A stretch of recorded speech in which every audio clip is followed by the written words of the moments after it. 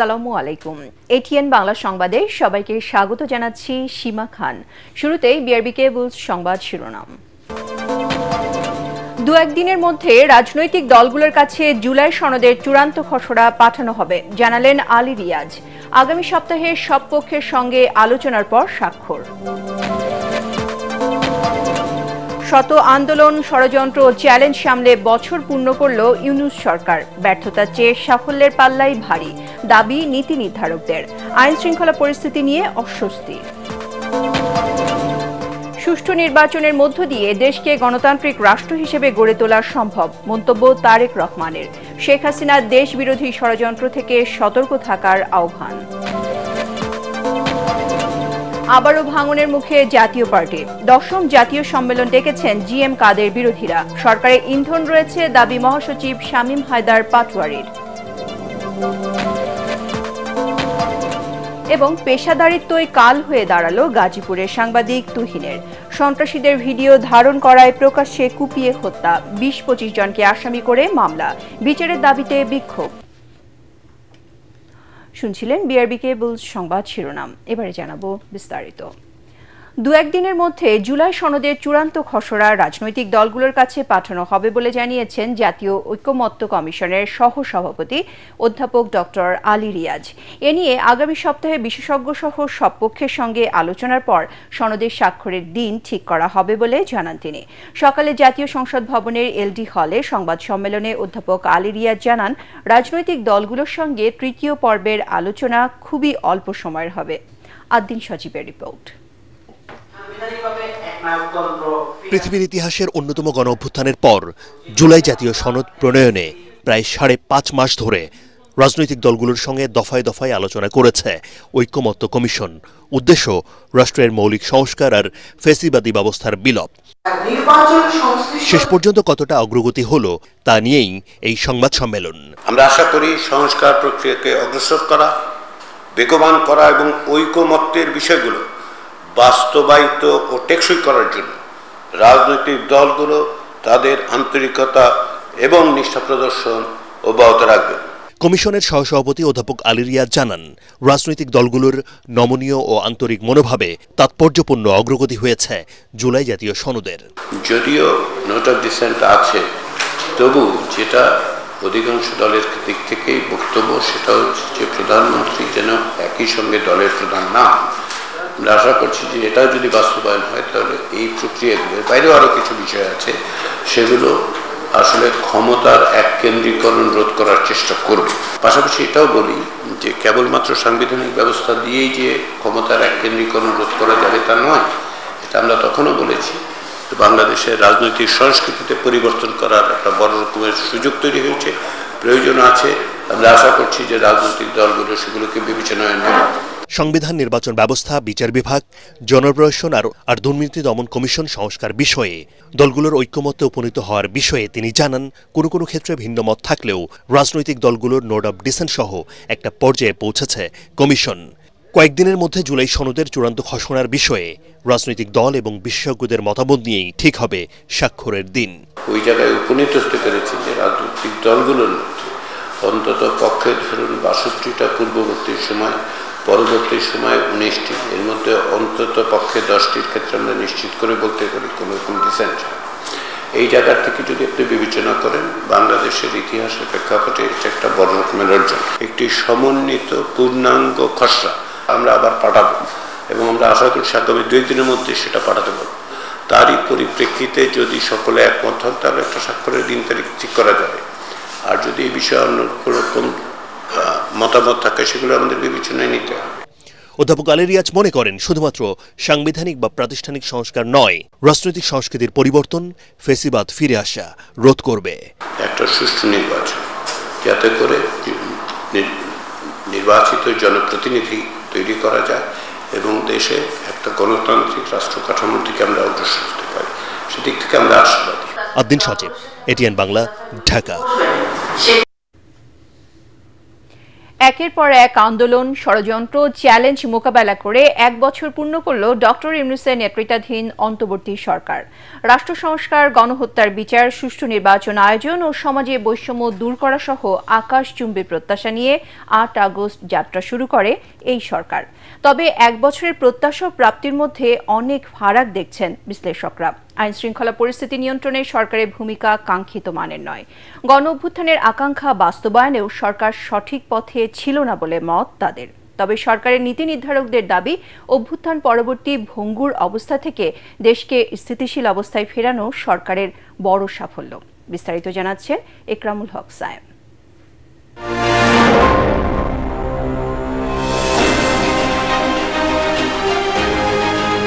আমরা আজ বিজয়ী, ছাত্র গণ অভ্যুত্থান।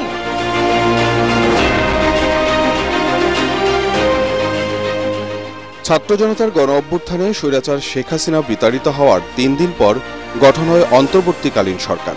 আমি মোহাম্মদ ইউনূস সশ্রদ্ধ চিত্তে শপথ গ্রহণ করতেছি যে নোবেল বিজয়ী ডক্টর মোহাম্মদ ইউনূসের নেতৃত্বে শুরু হয় নতুন বাংলাদেশ গড়ার যাত্রা। জুলাই গণহত্যার বিচার, রাষ্ট্রের মৌলিক সংস্কার ও গ্রহণযোগ্য নির্বাচনের মাধ্যমে ক্ষমতা হস্তান্তর, এই 3 কাজকে সামনে রেখে চলে সরকারের কর্মযজ্ঞ। তবে শুরুতেই নানা দাবি দাওয়ার আন্দোলন সামাল দিতে হিমশিম খেতে হয় সরকারকে। 16 বছরে গড়ে ওঠা নানা বৈষম্যের বিরুদ্ধে 300-র বেশি আন্দোলন হয় ইউনূস সরকারের 1 বছরে। একই সাথে গণ অভ্যুত্থানের পর আইন শৃঙ্খলা নিয়ন্ত্রণ এবং চাঁদাবাজি ও মব ঠেকাতে সরকারের ভূমিকা নিয়ে তৈরি হয় প্রশ্ন। গণ অভ্যুত্থানের মধ্য দিয়ে যেই সরকার প্রতিষ্ঠিত হয়েছিল, তাদের প্রতি দেশের মানুষের যে জন আকাঙ্ক্ষা সেটা একটা নিরাপদ বাংলাদেশের ছিল, সেটা জনজীবনের স্বস্তির একটা প্রত্যাশা ছিল, নিরাপত্তার একটা প্রত্যাশা ছিল। কিন্তু আমরা দেখছি গত 1 বছরে এই বাংলাদেশ নিরাপদ বাংলাদেশ হয়নি। যেই সমস্ত দেশে বিদ্রোহ এই ধরনের গণ অভ্যুত্থান হয় বা বিপ্লব হয়, ওর পরে অনেক দিন ধরে পলিটিক্যাল ইনস্টেবিলিটি থাকে, স্টেবিলাইজ হইতে সময় নেয়, খুব রিভেঞ্জ কিলিং হয়। গত 1টা বছরে আমরা স্টেবিলিটি আনতে পেরেছি। প্রধান উপদেষ্টা প্রেস সচিব শফিকুল আলমের দাবি, দ্রব্যমূল্য পরিস্থিতি নিয়ন্ত্রণ, ভঙ্গুর অর্থনীতি পুনরুদ্ধার এবং যুক্তরাষ্ট্রের ঘোষিত ট্যারিফ কমানো সরকারের বড় সাফল্য। তার দাবি, জুলাই গণহত্যার বিচারেও বেড়েছে গতি, যদিও আছে ভিন্ন মত। রোজায় খাদ্যদ্রব্য থেকে বলতে অন্যান্য সব কিছুর দাম কমেছে, বাড়েনি। যে ইকোনমি আমাদেরকে রেখে গেছে, এটা তো ভয়াবহ একটা বড় রকমের একটা ভূমিকম্প। একটা রিক্টার স্কেলে 8 যদি ভূমিকম্প হয়, ওইখানে কিছু থাকে না একটা দেশের। সেটাকে নিয়ে এই দেশটাকে একটা লাইনে আনা এবং এখন গ্রোথের দিকে আনা, এটা তো আনবিলিভেবল একটা কাজ। জুলাই আগস্টে শহীদ হয়েছেন, যাদেরকে অন্ধ করে দেওয়া হয়েছে, যাদেরকে গ্রাইভাসলি ইনজুর করা হয়েছে, প্রত্যেকটা ক্ষেত্রে ট্রায়াল হবে, প্রত্যেকটা ক্ষেত্রে যতদিন লাগুক। কিন্তু ট্রায়ালটা খুব গতি পেয়েছে আমি বলবো যে, এবং শেখ হাসিনাকেও আমরা আনতে বদ্ধ করিব। সত্যিকার অর্থে কোনো বিচার করা এই অল্প কদিন তো প্রায় অসম্ভব আমার কাছে মনে হয় না আপনি কিছু করতে পারেন। এমনকি মামলাগুলো যে সঠিকভাবে আপনি উত্থাপন করবেন, এটা কঠিন। ফলে সেদিক থেকে আমরা আসলে খুব একটা কিছু পাচ্ছি আমি দেখতে পাচ্ছি না। গত 1 বছরে অন্তর্বর্তী সরকারের সবচেয়ে বেশি ব্যস্ততা ছিল রাষ্ট্র সংস্কারে রাজনৈতিক ঐকমত্য তৈরি করা। সংস্কারের রূপরেখা বা জুলাই সনদ তৈরিতে প্রায় অর্ধশত বৈঠক হয়েছে দলগুলোর সাথে। তারপরও কাঙ্ক্ষিত সংস্কারে সরকারের অগ্রগতি নিয়ে প্রশ্ন আছে নানা মহলের। আমাদের দেশ গঠনের যে একটা দীর্ঘস্থায়ী একটা বুদ্ধিবৃত্তিক আন্দোলন গড়ে তুলবার যেই গুরু দায়িত্বটা এই সরকারের ছিল, সেই সরকার সেখানে পুরোপুরিভাবে ব্যর্থ হয়েছে। গণ অভ্যুত্থান পরবর্তী নানান সংকট নিজেরা মোকাবেলা না করে ছাত্রদের দিয়ে মোকাবেলা করেছে। এগুলো করার মধ্য দিয়ে ছাত্রদের যে ঐক্যটা, সেই ঐক্যটা নষ্ট করা হয়েছে।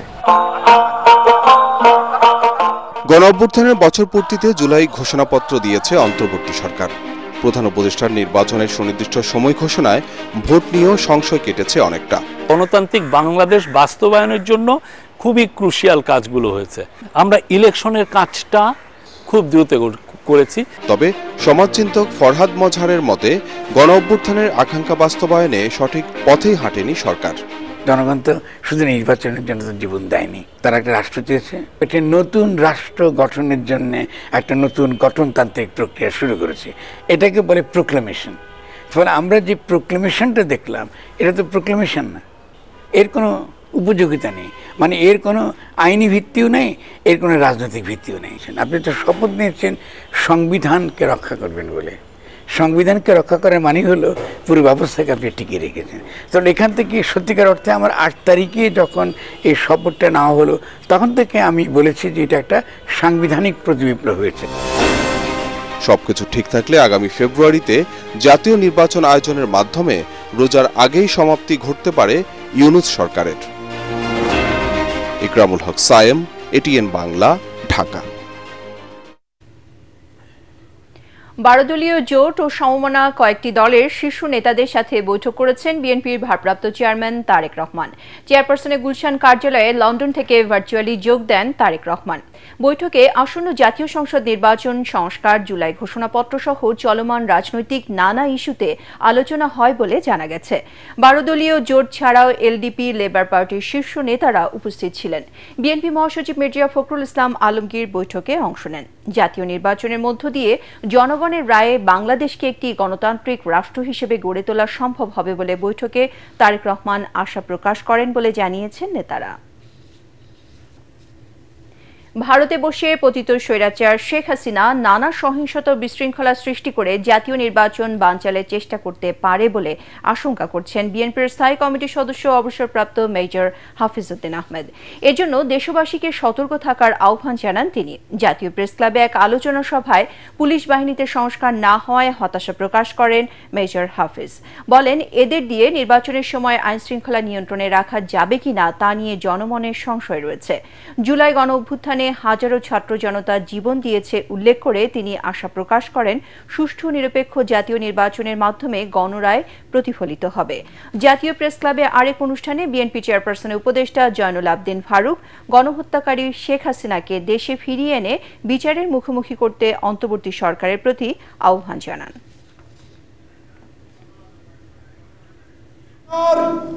এবং লুট করার সকল অর্থ আনার কোন ব্যবস্থা আপনি করেছেন কিনা? বিচার শুরু হয়েছে, আশা করি বিচার হবে। এই দেশের পুলিশ বাহিনী একটি পেটোয়া বাহিনীতে পরিণত হয়েছিল, বাংলাদেশ একটি পুলিশ স্টেটে পরিণত হয়েছিল, কিন্তু এই 1 বছর অতিক্রান্ত হলো, পুলিশ বাহিনীর মধ্যে কোনো সংস্কার করা হয় নাই এবং এই বাহিনী সঠিকভাবে একটি নির্বাচন করতে পারবে কিনা এ নিয়ে জনমনের সন্দেহ রয়েছে। নির্বাচনের আগে কিন্তু দেশে অনেক গন্ডগোল হবে। ভারতে আশ্রয় নিয়ে এই মাফিয়া নেত্রী শেখ হাসিনা এই দেশকে লন্ডভন্ড করার জন্য, নির্বাচন বানচাল করার জন্য অনেক সহিংস ঘটনার অবতারণা করবেন। আমরা দল মত নির্বিশেষে দেশবাসী সবাই মিলে ঐক্যবদ্ধভাবে এই মাফিয়াদের নাশকতামূলক কর্মকাণ্ডকে প্রতিহত করব। অষ্টমবারের মতো ভাঙনের মুখে জাতীয় পার্টি। কাল গুলশানের একটি কনভেনশন হলে 10ম জাতীয় সম্মেলন ডেকেছেন জিএম কাদেরের বিরোধী অংশ। একে গভীর ষড়যন্ত্র উল্লেখ করে এতে সরকারে ইন্ধন রয়েছে বলে দাবি করেছেন জিএম কাদের অংশের মহাসচিব শামীম হায়দার পাটোয়ারি। তিনি বলেন, দলীয় গঠনতন্ত্র অনুযায়ী এটি সম্পূর্ণ বেআইনি এবং অবৈধ। আদালতের আদেশ অনুযায়ী সম্মেলন ডাকার এখতিয়ার এখনও জাপা চেয়ারম্যান জিএম কাদেরের। আরও জানাচ্ছেন হুমায়ুন চিস্তি। নির্বাচন এলেই ভাঙনের সুর ওঠে জাতীয় পার্টিতে। সেই ধারাবাহিকতায় আবারও ভাঙছে দলটি। এর আগে 7 বার ভেঙেছে হোসেন মোহাম্মদ এরশাদের গড়া এই দল। দলের 10ম জাতীয় সম্মেলন নিয়ে চেয়ারম্যান জিএম কাদেরের সাথে বিরোধ তৈরি হয় সিনিয়র কো চেয়ারম্যান আনিসুল ইসলাম মাহমুদ, কো চেয়ারম্যান রুহুল আমিন হাওলাদার, মহাসচিব মুজিবুল হক চুন্নু সহ শীর্ষ পর্যায়ের নেতাদের।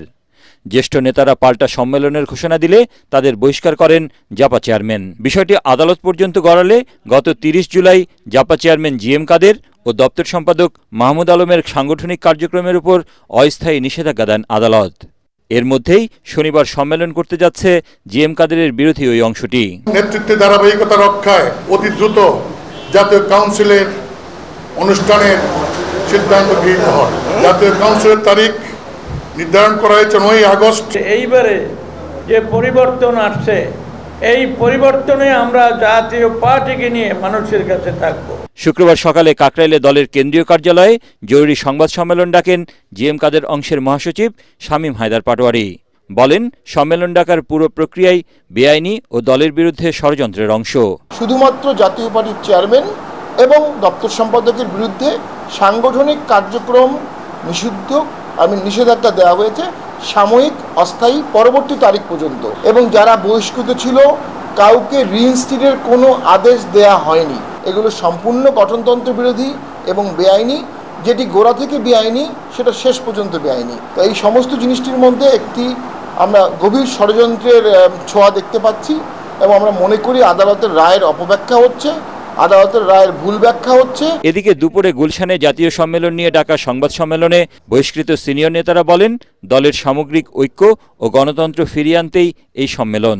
28 জুন ছিল সম্মেলনের দিন, সেই 28 জুনের সম্মেলনটা আমরা 9 তারিখে এখানে 9 তারিখের মধ্যে করবো। যে ক্যান্ডিডেটে থাকবে তাকেই তো সে বের করে দেবে, প্রাথমিক সদস্য পদ দিয়ে বের করে দেবে। সেই জন্য তার উপর নিষেধাজ্ঞা চেয়েছিলাম, ওনার উপর নিষেধাজ্ঞা দিয়েছে, উনি করে যেতে পারেন, উনি করে যাচ্ছেন, কেন যাচ্ছেন প্রশ্নটা আছে। ছাত্র জনতার অভ্যুত্থানের পর এমনিতেই টালমাটাল জাতীয় পার্টি। স্বৈরাচার হাসিনা সরকারের দোসর আখ্যা দিয়ে তাদের রাজনীতি করা নিয়ে প্রশ্ন ওঠে বিভিন্ন মহলে। এ অবস্থায় ভাঙন দলকে আরও বিপদের মুখে ফেলবে বলে মনে করছেন সাধারণ কর্মীরা। হুমায়ুন চিস্তি, এটিএন বাংলা, ঢাকা। পেশাদারিত্বই যেন কাল হয়ে দাঁড়ালো সাংবাদিক আসাদুজ্জামান তুহিনের জন্য।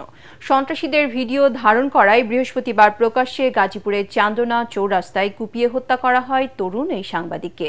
এ ঘটনায় নিহতের বড় ভাই বাসন থানায় 20-25 জনকে অজ্ঞাত আসামি করে মামলা করেছেন। আসামিদের ধরতে অভিযান অব্যাহত রেখেছেন গাজীপুর মেট্রোপলিটন পুলিশ। গাজীপুর প্রতিনিধি মাজহারুল ইসলাম মাসুমকে সাথে নিয়ে রিপোর্ট করছেন মনির হোসেন তপু। সাংবাদিক আসাদুজ্জামান তুহিনকে কুপিয়ে হত্যার আগ মুহূর্তের সিসিটিভির দৃশ্য এটি। জানা যায়, সন্ত্রাসী ও ছিনতাইকারী দলের এই সদস্যরা ধারালো দেশীয় অস্ত্র নিয়ে বাদশা মিয়া নামের এক ব্যক্তিকে আটকে মারধর করে। সেই দৃশ্য ধারণ করছিলেন সাংবাদিক আসাদুজ্জামান তুহিন। এই চক্রটির অন্যতম নারী সদস্য গোলাপি ভুক্তভোগীদের হানি ট্র্যাপে ফেলে সর্বস্ব ছিনিয়ে নিত। পুলিশ প্রাথমিকভাবে ধারণা করছে, সেই ভিডিও ডিলিট না করায় তুহিনের পথরোধ করে গোলাপি প্রথম তাকে আঘাত করে। পরে সন্ত্রাসী এই গ্রুপের অন্য সদস্যরা দেশীয় ধারালো অস্ত্র দিয়ে 40 সেকেন্ডের মধ্যে তুহিনের হত্যা নিশ্চিত করে। এ সময় আশপাশের কলকারখানার ছুটির সময় হওয়ায় অসংখ্য মানুষ উপস্থিত ছিলেন। তবে তুহিনকে বাঁচাতে কেউ এগিয়ে আসেননি। স্থানীয়রা জানান, এই চক্র চান্দনা চৌরাস্তা এলাকায় চাঁদাবাজি ছিনতাই করে আসছিল। একটা মানুষ এইভাবে খুবায় না, একটা ডেনা কেটে ফালতি, একটা হাত কেটে ফালতি, বাচ্চা দেখতাম 2টা বাচ্চা আমার ছোট ছোট, এগুলো বুঝে না। ওর মায় কান্দে, বাচ্চায় কয় বাবা, আমার বাবা কই, ওরা আমি করবো, ওই সান্ত্বনা দেয়।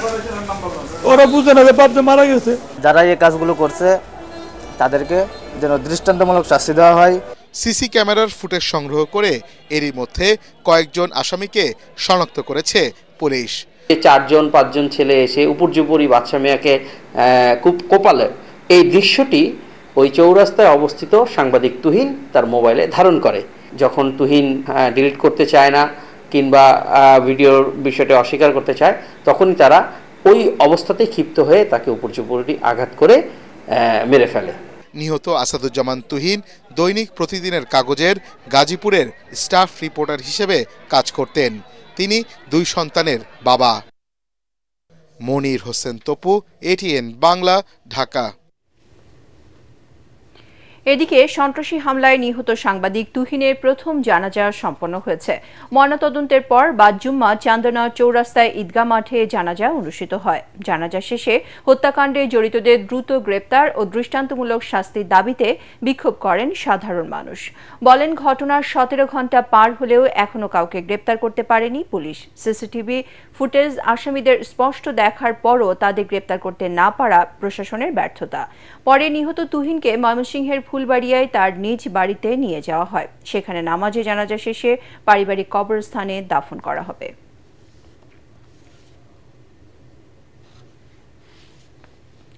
একই বাজারে এক একটি পণ্যের দামের ফারাক যেন আকাশ পাতাল। পাইকারি বাজার থেকে কেনা 1 কেজি আদা খুচরা বাজারে বিক্রি হচ্ছে 40 থেকে 50 টাকা বেশি দরে। একই অবস্থা প্রায় সব পণ্যের। দাম বাড়ার পেছনে বরাবরের মতো একই অজুহাত, বর্ষা আর বৃষ্টি। তবে তা মানতে নারাজ ক্রেতারা। অভিযোগ, দাম নিয়ন্ত্রণে নেই সরকারের সরাসরি হস্তক্ষেপ, যা আছে কেবল লোক দেখানো। আরও জানাচ্ছেন মুশফিকুর রহমান।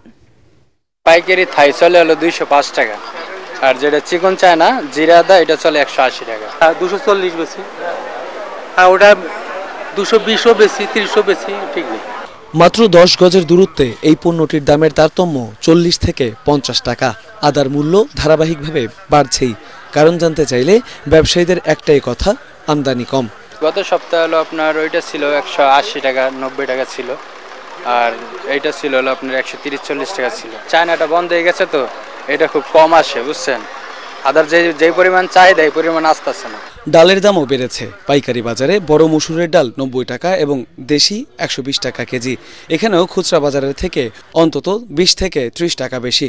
ওই যে মোটা ডিম আছে 90 টাকা করে, চাউল আমাদের থেকে কিনে নিছে 140। তাহলে আপনার প্রতি সপ্তাহে না 10 টাকা কেজিতে 10 টাকা 15 টাকা করে বাড়তে হচ্ছে, বাড়তে এখন 160 টাকা আছে। এতেও আপনার 156 টাকা আমাদের কিনা পড়ে, আমরা লাগাইছি 160 টাকা, কিন্তু আমরা 170 টাকা 160 টাকা বিক্রি করলে আমাদের লস। আটার দাম বাড়বে, চা পাতার দাম বাড়ছে, মশলার দাম বেশি, চা পাতা কেজিতে 80 টাকা বাড়ছে। তবে আলু মিলছে বেশ সস্তায়। দাম বেড়ে থমকে আছে পেঁয়াজের। পাইকাররা বলছেন বছরের শেষ পর্যন্ত আর পেঁয়াজের দাম বাড়ার সম্ভাবনা নেই। এবারকার পর্যাপ্ত পরিমাণ আলু আছে। গত বছর অনেকে লাভ করছে পার্টিরা, গত বছর কিন্তু কৃষক করতে পারে না। এবারকার কৃষকেরা কৃষককে ধরা, এবছরটা পুরোই কম দাম থাকবে। নিত্যপণ্যের দাম নিয়ন্ত্রণে কোনো মাধ্যম ছাড়াই সরাসরি কৃষকের হাতে ঋণ দেবার পরামর্শ ক্রেতাদের। এই যে লোন দিচ্ছে কৃষককে, বলে যে লোন দেই, আমি বিভিন্ন ব্যাংকে ঘুরে দেখেছি, এরা এনজিওকে লোন দেয় 5%, বাংলাদেশ ব্যাংক, আর এরা এই ব্যাংকে দেয় 10%, আর এনজিওরা নেয় 30%। সরাসরি কৃষক পর্যায়ে যদি প্রত্যেকটা ব্যাংকে, এটা তো বাংলাদেশ ব্যাংকের একটা অ্যাপ আছে, এরা কৃষক পর্যায়ে যদি এই লোনটা দেয়, কৃষকেরা উপকৃত হলে সব জিনিস সস্তা হবে। মুশফিকুর রহমান, এটিএন বাংলা, ঢাকা।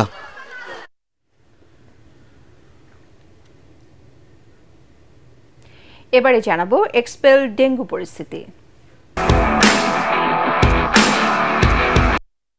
ডেঙ্গুতে গত 24 ঘন্টায় নতুন করে 190 জন ডেঙ্গু রোগী হাসপাতালে ভর্তি হয়েছেন।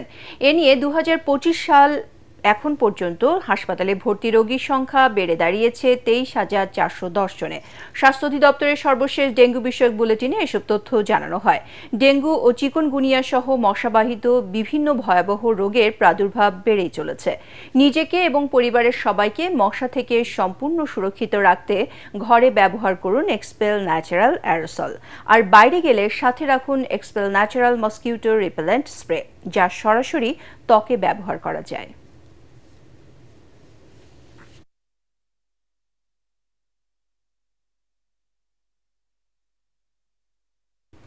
আওয়ামী লীগ ও ভারত সাম্প্রদায়িক দাঙ্গা বাঁধিয়ে নির্বাচন বানচালের চেষ্টা করতে পারে এমন আশঙ্কা প্রকাশ করে সবাইকে সজাগ থাকার আহ্বান জানিয়েছেন বিএনপির স্থায়ী কমিটির সদস্য গয়েশ্বর চন্দ্র রায়।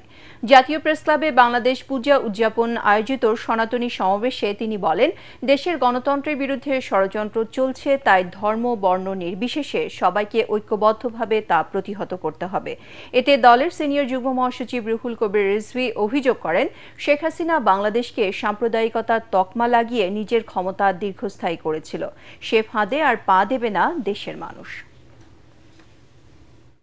একজন মেজর ধরা পড়ছে, সে আওয়ামী লীগের কর্মীদেরকে প্রশিক্ষণ দেবে, এইরকমটা কি আরো আছে? এই ঘটনাগুলো কিসের? কলকাতায় কার্যালয় আর বাংলাদেশের ভিতরে এই সমস্ত ঘটনার যে যোগসূত্র নেই তা বলা যাবে না। মাস্টার মাইন্ড হয়ে শেখ হাসিনা সেইখান থেকে বাংলাদেশ বিরোধী কার্যকলাপ শুরু করেছে।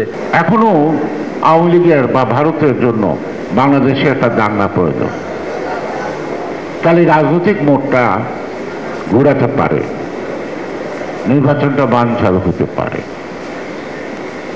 সেজন্যই আমাদের সকলের সজাগ থাকতেই হবে আমাদের জাতীয় স্বার্থে। আপনারা একত্রিত থাকেন। ষড়যন্ত্র দেশে আছে, রাষ্ট্রে আছে, গণতন্ত্র নিয়ে আছে। এবারে আল আরাফা ইসলামী ব্যাংক অর্থ সংবাদ।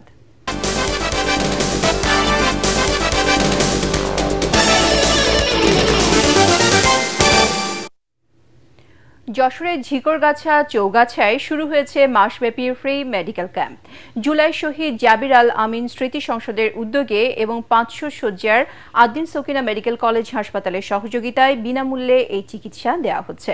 ঝিকরগাছা পৌরসভার বিএম হাই স্কুলে মেডিকেল ক্যাম্পের উদ্বোধন করেন যশোর 2 আসনের জামায়াত মনোনীত এমপি প্রার্থী ডাক্তার মুসলেউদ্দিন ফরিদ। যশোর থেকে তামান্না ফারজানার রিপোর্ট, জানাচ্ছেন আশিকুর রহমান। যশোরের ঝিকরগাছা পৌরসভার বিএম হাই স্কুলে বিনামূল্যে চিকিৎসা নিতে প্রতিদিন ভিড় করছেন নানা বয়সী রোগীরা। জুলাই শহীদ জাবির আল আমিন স্মৃতি সংসদের উদ্যোগে এবং 500 শয্যা বিশিষ্ট আদ্দিন সকিনা মেডিকেল কলেজ হাসপাতালের সহযোগিতায় চালু হওয়া মেডিকেল এরই মধ্যে ব্যাপক সাড়া ফেলেছে। মাসব্যাপী ফ্রি মেডিকেল ক্যাম্পের উদ্বোধন করে যশোর 2 আসনের জামায়াত মনোনীত এমপি প্রার্থী ডাক্তার মুসলেউদ্দিন ফরিদ বলেন, সেবাদানের ক্ষেত্রে কোনো ভেদাভেদ নেই। সার্বিক সহযোগিতার জন্য 500 শয্যা বিশিষ্ট আদ্দিন সকিনা মেডিকেল কলেজ কর্তৃপক্ষকে ধন্যবাদ জানান তিনি। যদিও আমরা 1টা পর্যন্ত রেজিস্ট্রেশন, কিন্তু যারাই 1টা পর্যন্ত থাকবেন তাদেরকে আমরা দেখে দেবো। এখানে মহিলা ডাক্তার আছেন, অনেক সময় মহিলা ডাক্তার পাওয়া যায় না। আমাদের সাধ্যমতো আমরা এখানে ওষুধ দেওয়ার চেষ্টা করছি। এ ব্যাপারে স্কয়ার ফার্মাসিউটিক্যাল আমাদেরকে সাহায্য করছে এবং সর্বোপরি আমি আদ্দিন সকিনা মেডিকেল কলেজ ও হাসপাতালের প্রতি কৃতজ্ঞতা জানাচ্ছি যে ওনাদের এই সম্পূর্ণ আজকে প্রায় 39 জন ওখান থেকে ডাক্তার এবং নার্স এবং আদার মেডিকেল ওনারা আসছেন। আদ্দিন সকিনা মেডিকেল কলেজ হাসপাতালের 39 জন অভিজ্ঞ চিকিৎসক সম্পূর্ণ বিনা খরচে এখানে চোখ, মেডিসিন, গাইনি, শিশু ও দাঁতের চিকিৎসা দিচ্ছেন। চক্ষু রোগীদের দেয়া হচ্ছে ফ্রি চশমা, পাশাপাশি রোগীদের ওষুধও দেয়া হচ্ছে। আমরা গরিব মানুষ, যে এরকম কোনো উপকার আমরা কোনো সময়ের জন্য পাইনি, এখন এই জন্য আসছি। প্রতি মাসে এলাকার লোকজন উপকার পায়। আমাদের এলাকায় তো তেমন ডাক্তার নেই, আর থাকুক ফি 500-700 টাকা ফি দিয়ে আমরা দেখাবার সুযোগ আমাদের হয়। উদ্বোধনী অনুষ্ঠানে শহীদ জাবির আল আমিন স্মৃতি সংসদের সভাপতি মাস্টার মাহবুবুল আলম মন্টুর সভাপতিত্বে আরও উপস্থিত ছিলেন 500 শয্যা বিশিষ্ট আদ্দিন সকিনা মেডিকেল কলেজ হাসপাতালের পরিচালক ডাক্তার ইমদাদুল হক, আদ্দিন চক্ষু প্রকল্পের এজিএম রবিউল হক, ঝিকরগাছা এবিএম হাই স্কুলের প্রধান শিক্ষক আব্দুস সামাদ, শহীদ জাবির আল আমিন স্মৃতি সংসদের সেক্রেটারি আবিদুর রহমান। উদ্বোধনের দিনেই প্রায় 2500 মানুষ চিকিৎসা নিয়েছেন এই মেডিকেল ক্যাম্পে। Bureau report, ATN Bangla. এবার আন্তর্জাতিক সংবাদ।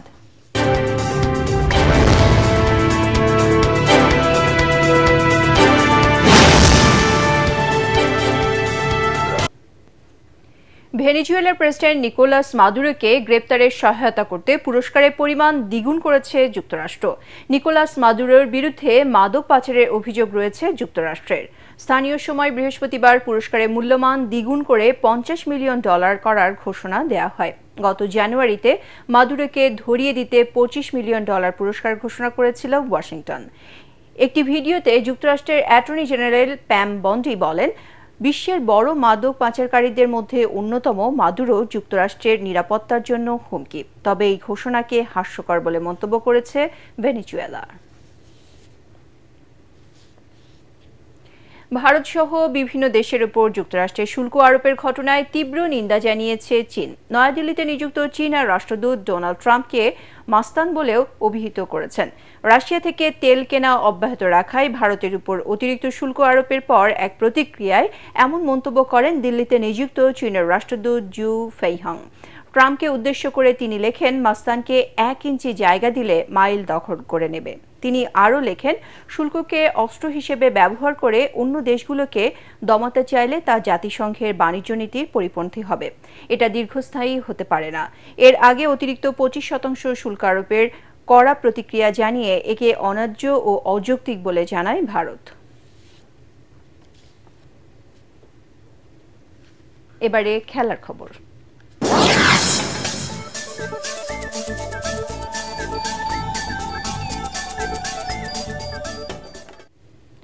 আন্তর্জাতিক অঙ্গনে দেশের প্রতিনিধিত্বকারী তরুণ ক্রীড়াবিদ ও কোচদের সার্টিফিকেট প্রদান করেছে বাংলাদেশ স্কুল স্পোর্টস ফেডারেশন। একই সাথে দেশের 5 জন কৃতী ক্রীড়াবিদকে সম্মাননা স্মারকও দেওয়া হয়। রাজধানীর এক হোটেলে আয়োজিত অনুষ্ঠানে উপস্থিত ছিলেন জাতীয় ফুটবল দলের সাবেক অধিনায়ক সৈয়দ রুম্মান বিন ওয়ালি সাব্বির, সুইমিং ফেডারেশনের সাধারণ সম্পাদক মাহবুবুর রহমান শাহিন। এ সময় উপস্থিত ছিলেন বিকেএসপির মহাপরিচালক ও বাংলাদেশ স্কুল স্পোর্টস ফেডারেশনের সভাপতি ব্রিগেডিয়ার জেনারেল মুনিরুল ইসলাম এবং স্কুল স্পোর্টস ফেডারেশনের সাধারণ সম্পাদক মোহাম্মদ রবিউল আলম সহ অন্যান্যরা। বক্তারা বলেন, এই সার্টিফিকেটের মাধ্যমে ইউরোপে স্কলারশিপ পাওয়া সহজ হবে ক্রীড়াবিদদের জন্য।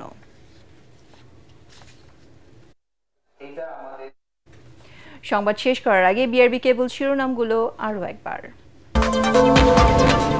দু একদিনের মধ্যে রাজনৈতিক দলগুলোর কাছে জুলাই সনদের চূড়ান্ত খসড়া পাঠানো হবে, জানালেন আলী রিয়াজ। আগামী সপ্তাহে সব পক্ষের সঙ্গে আলোচনার পর স্বাক্ষর। শত আন্দোলন, ষড়যন্ত্র, চ্যালেঞ্জ সামলে বছর পূর্ণ করল ইউনূস সরকার। ব্যর্থতার চেয়ে সাফল্যের পাল্লাই ভারী, দাবি নীতি নির্ধারকদের। আইন শৃঙ্খলা পরিস্থিতি নিয়ে অস্বস্তি। সুষ্ঠু নির্বাচনের মধ্য দিয়ে দেশকে গণতান্ত্রিক রাষ্ট্র হিসেবে গড়ে তোলা সম্ভব, মন্তব্য তারেক রহমানের। শেখ হাসিনার দেশবিরোধী ষড়যন্ত্র থেকে সতর্ক থাকার আহ্বান। আবারও ভাঙনের মুখে জাতীয় পার্টি। 10ম জাতীয় সম্মেলন ডেকেছেন জিএম কাদের বিরোধীরা। সরকারে ইন্ধন রয়েছে, দাবি মহাসচিব শামীম হায়দার পাটোয়ারির। এবং পেশাদারিত্বই কাল হয়ে দাঁড়ালো গাজীপুরের সাংবাদিক তুহিনের। সন্ত্রাসীদের ভিডিও ধারণ করায় প্রকাশ্যে কুপিয়ে হত্যা। 20-25 জনকে আসামি করে মামলা, বিচারের দাবিতে বিক্ষোভ। পরবর্তী সংবাদ দেখার আমন্ত্রণ জানিয়ে এখনকার মতো শেষ করছি। এটিএন বাংলা সংবাদ ইউটিউবে দেখতে ব্রাউজ করুন youtube.com/ATN Bangla News। ধন্যবাদ সবাইকে।